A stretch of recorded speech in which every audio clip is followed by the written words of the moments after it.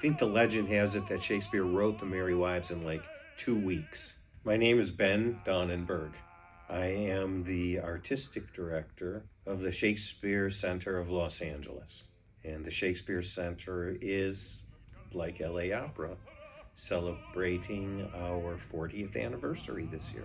Falstaff is one of my favorite characters. The inspiration for the character comes from 2 different real-life historical characters. One of them was Sir John Oldcastle, and the other was Sir John Falstaff, 2 knights of the Garter. Being a knight of the Garter was the highest honor and the most revered fraternity of men during Elizabeth's time and for all of history, really. They only allowed 24 people to be knights of the Garter, and one of them is always the king, and one of them is always the Prince of Wales. The fact that he is considered a knight of the Garter and how he has fallen into the current circumstances he finds himself in, very important to keep note when you craft that character, because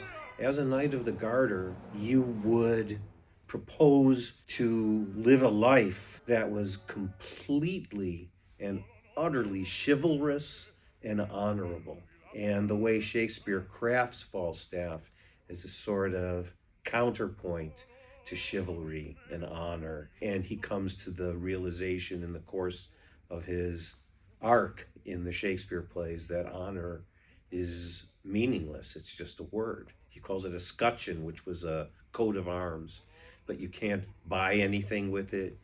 You can't eat with it, anything like that. John Oldcastle, very highly regarded, wealthy man.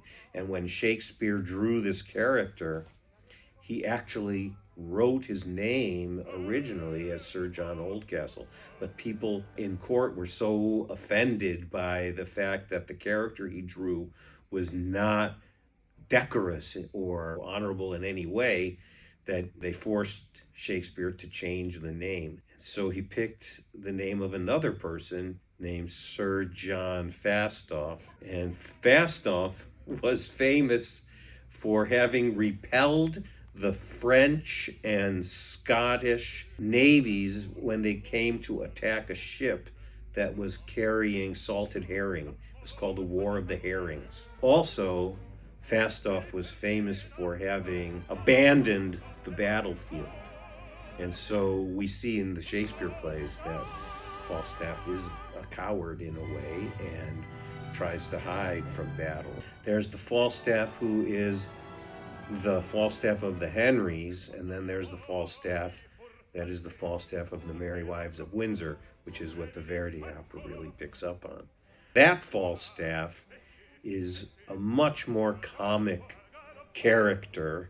And another thing that's really fun to keep in mind when you think about the Merry Wives of Windsor, and I was explaining this to Sir Kenneth Branagh when I was directing him. The Merry Wives of Windsor, if you really gloss down onto the title, The Merry Wives, Merry does not really mean happy. Merry really refers to merriments.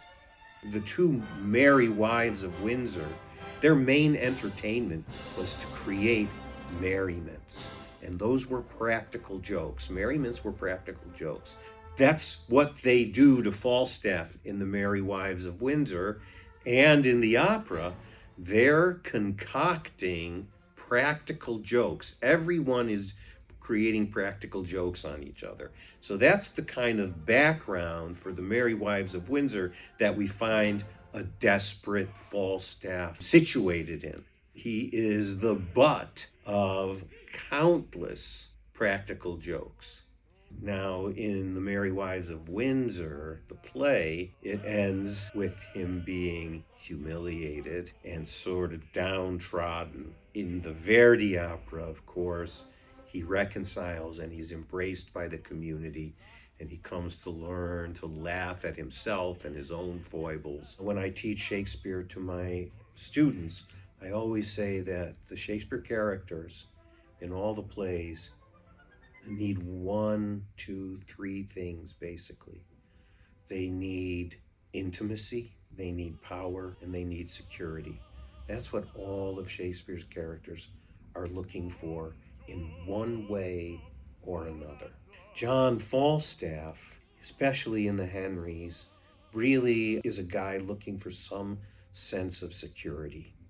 And he befriends Prince Hal in the tavern, and they make themselves into a little cohort of friends that misbehave. In those plays, he is a knight of the Garter, but he is also a real rogue, debauched, and a drunkard. All of the things that are fun-loving and rejecting of any kind of real accountability or responsibility. The story goes that Queen Elizabeth fell so much in love with the character of Falstaff in the Henrys that she went to Shakespeare and said, please write me a play about Falstaff falling in love.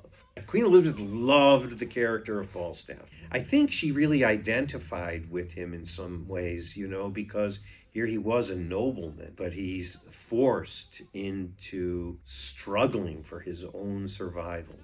So I think maybe the Queen found things in his temperament, his inventiveness, his fun-loving nature, and also he probably does a lot of things in the plays she wished she could have done. Falstaff is so lovable because he's a dreamer and he never gives up. Through thick and thin, his imagination and his reliance on his ability to tell a story is so entertaining and captivating and heartwarming.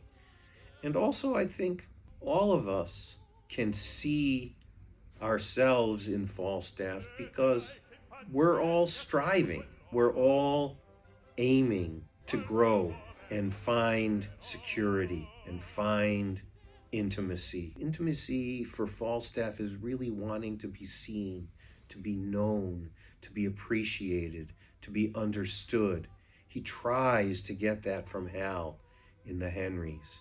He's ultimately rejected. And all of us have experienced rejection and wrestle with picking ourselves up and putting ourselves back together again, reinventing ourselves. So I think the arc of Falstaff's life and the creativity which he brings to it really makes it beguiling and is an inspiration to everybody who really can appreciate the art.